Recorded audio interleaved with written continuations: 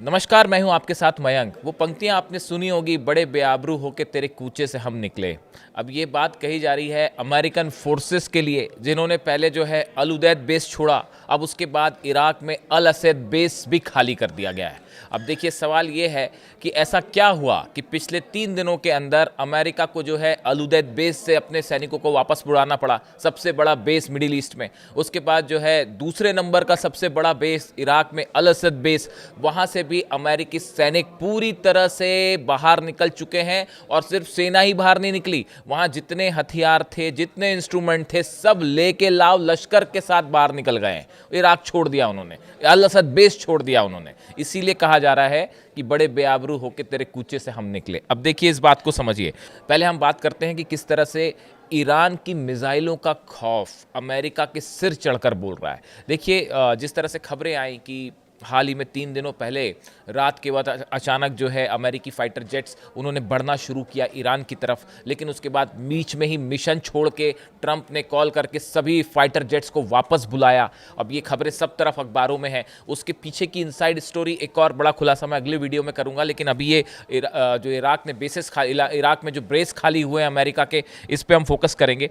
देखिए, ये पूरी घटना के बाद ये कहा गया, ये बताया गया कि जितनी अरेबियन कंट्रीज़ हैं, इन्होंने डोनाल्ड ट्रंप को ये साफ साफ कह दिया था कि अगर आप ईरान पर हमला करना चाहते हैं तो आप हमारे एयर स्पेस का इस्तेमाल ना करें, हमारे बेसिस का इस्तेमाल ना करें। इसकी सबसे बड़ी वजह है ईरान की मिसाइलें।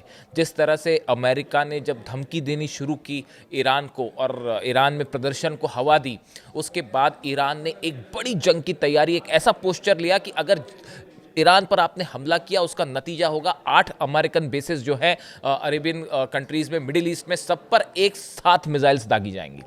और ये वो वजह थी। देखिए, ईरान की मिसाइल्स का खौफ जो है वो सबने देखा 12 दिनों की जंग में, किस तरह से इजराइल पर मिसाइलें गिरी और उसके बाद जो हालात बने। और देखिए, उस समय जब अमेरिका ने हमले किए और तीनों न्यूक्लियर सेंटर पर, उसके बाद अल उदैद एयर बेस पर भी ईरान ने एक साथ जो है 16 मिसाइल्स दाग दी।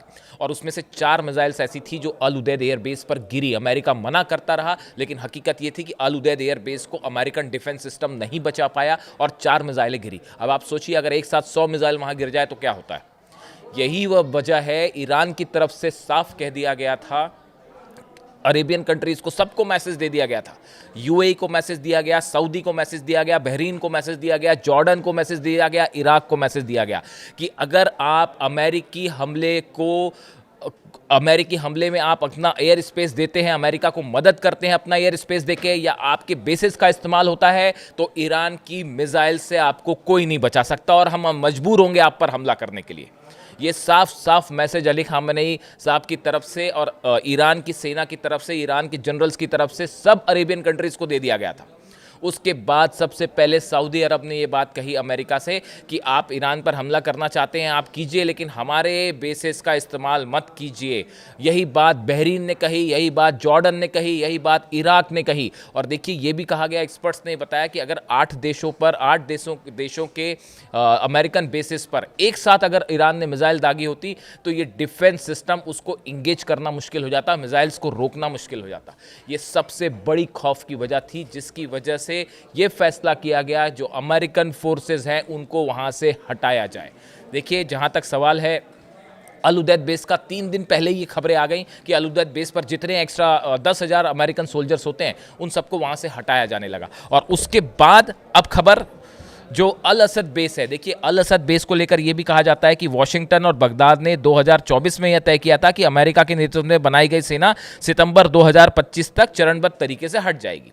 ये एक समझौता हो रखा था। देखिए, इसका एक एस्पेक्ट ये भी है कि एक समझौता हुआ था इराक के बीच में और अमेरिका के बीच में। ये कहा गया था कि सितंबर 2025 तक ही सेना हट जाएगी, लेकिन नहीं हटी सेना।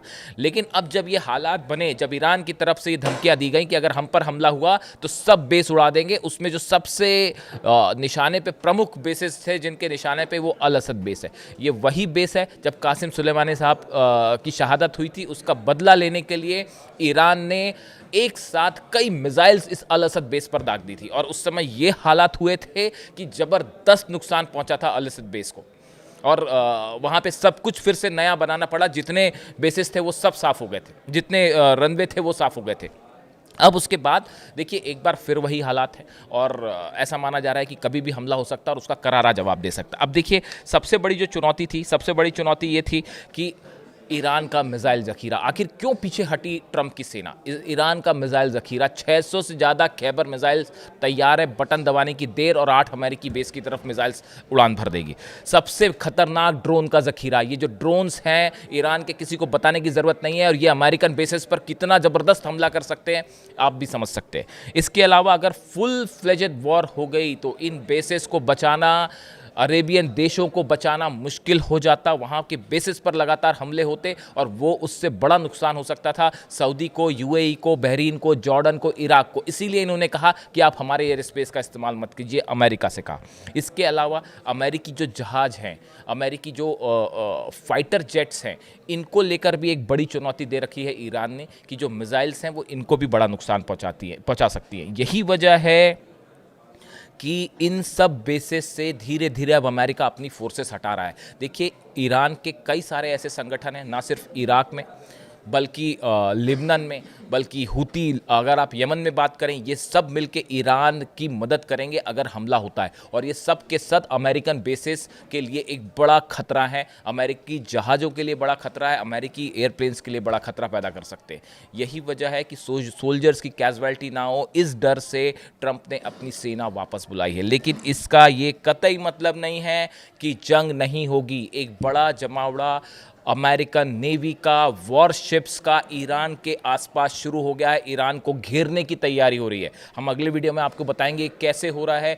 बड़ी संख्या में, देखिए रणनीति ये है कि सहयोगी देशों के बेसिस का इस्तेमाल ना किया जाए, बल्कि समंदर से हमले किए जाएं, एयरक्राफ्ट कैरियर से हमले किए जाएं, ताकि यूएई, सऊदी, कतर, इन देशों पर हमला ना हो।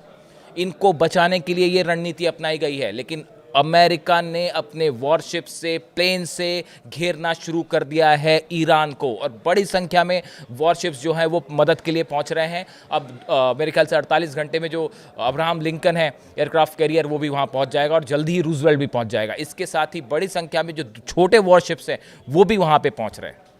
यानी ईरान को घेरने की तैयारी और ईरान की मिसाइलें रेडी। लेकिन इस बीच ये बात सच है कि अमेरिका ने अपने फोर्सेस हटाई हैं, जिसमें बड़ी भूमिका ईरान के मिसाइल्स का खौफ है। इससे जुड़ा जो भी अपडेट होगा आप तक पहुंचाएंगे। Thank you so much.